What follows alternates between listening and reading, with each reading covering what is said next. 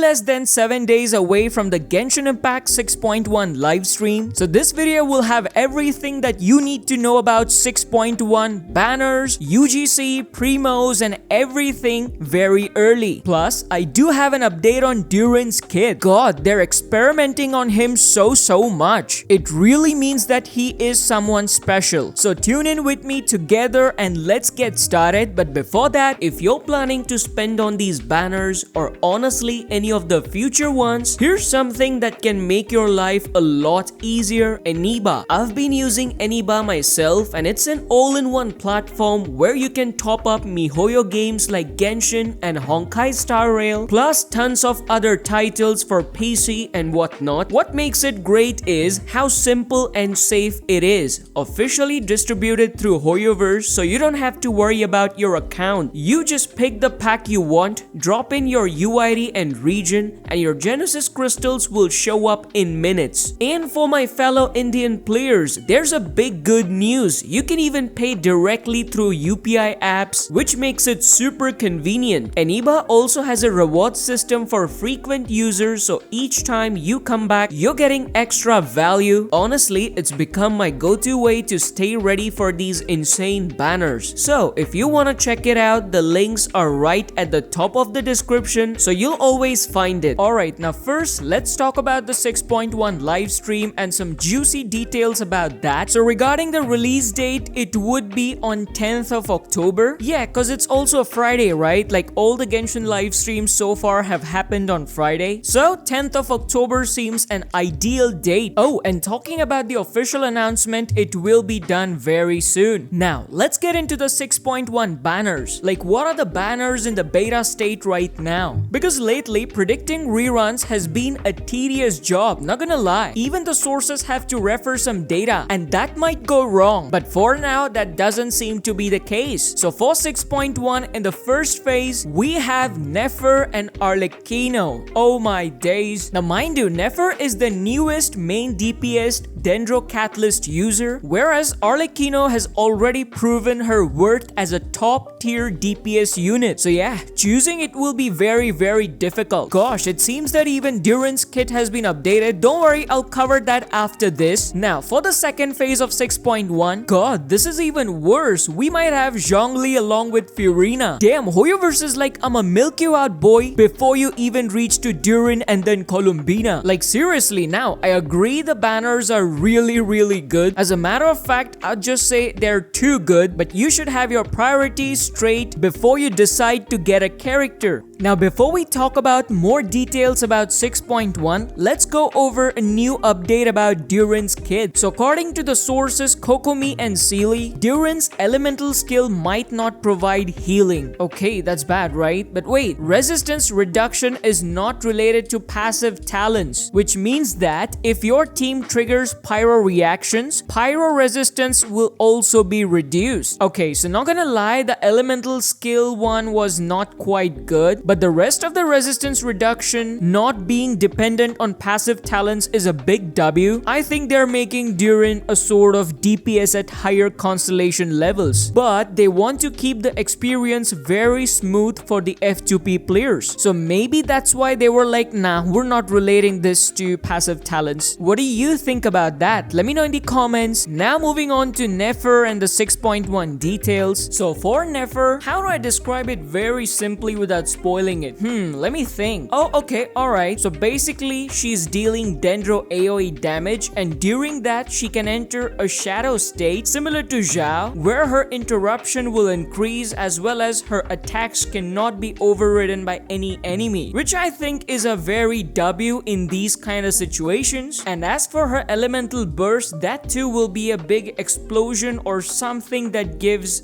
like a sort of Dendro AoE damage. So yeah, by the way, I think this was the most layman-ish explanation ever. What do you say? Now on to 6.1 events, because that is where we'll get some juicy primos. So first major event is sort of ruin exploration, and it would give around approximately 900 primos. As for the side events, we'll be having 2 of them, and each of them would give you around 420-ish primos. And I think that's all of the event count for 6.1. Yeah, my fam, primos will be scarce as we go go towards Durin, Columbina, Sandrone, so please save your primos. Now, onto all of the characters that are being released in 6.1. If you don't know, for UGC we'll be having two new main characters. One is, I guess, Mannequin and other is Manakina, something like that. And of course they will have Ascension, they will have everything that you have on Traveler. Also, yeah, for UGC you'll be having separate banners and new characters too, which in itself is completely immersive. Now on to 6.1 rewards, and this is very important. I mean, 6.0 was the peak pinnacle where we got tons of primos,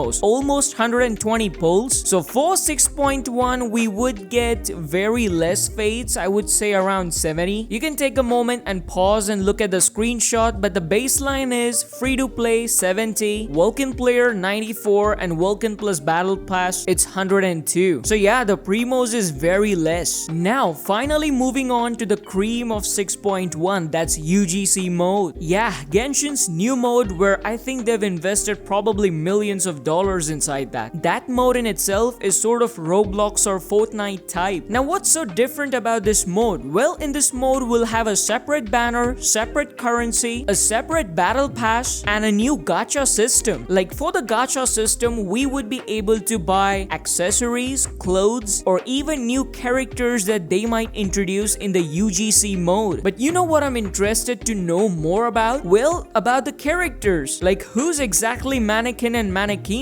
And would they have any relation with the Traveler or Dainsleif or something like that? Or this will be a completely exclusive mode inside Genshin itself? Not gonna lie, I think UGC is the biggest mode in Genshin. But a critical question, will it reward players with primo gems? Short answer, for now, no. And that is what's concerning the players, because if you're playing UGC, a player would have a basic expectation of getting some primos. And from whatever sources have confirmed this from, at present there's no reward system or primo gem getting system after you do some UGC stuff. But yeah, that's not the main concern right now. It will of course become a main concern in the future if they don't address this issue in the live stream, of course. So apart from this, I think overall UGC is a great mode. Like you have custom banners, custom system of gacha, custom clothes, custom currency, battle pass, and you can even team up to 8, 12, or even 20 players. So overall, I don't have any complaints from this UGC mode, but I just have that one question. So guys, that's it for today's video. By the way, I'm thinking of starting a new WeLKIN giveaway. What do you say? Just stay tuned, like and subscribe the video. And I hope these news helped you get a good grasp on the overall 6.1 news and majorly the Durin Kit update. Oh my god, they are modifying Durin so much. The last time they did this was for Nuviet, Hu Tao, Ganyu, and Raiden Shogun. So yeah, there's no doubt that Durin won't be powerful. So, see you all in the next video with some interesting new news. Until then, stay safe and stay picky.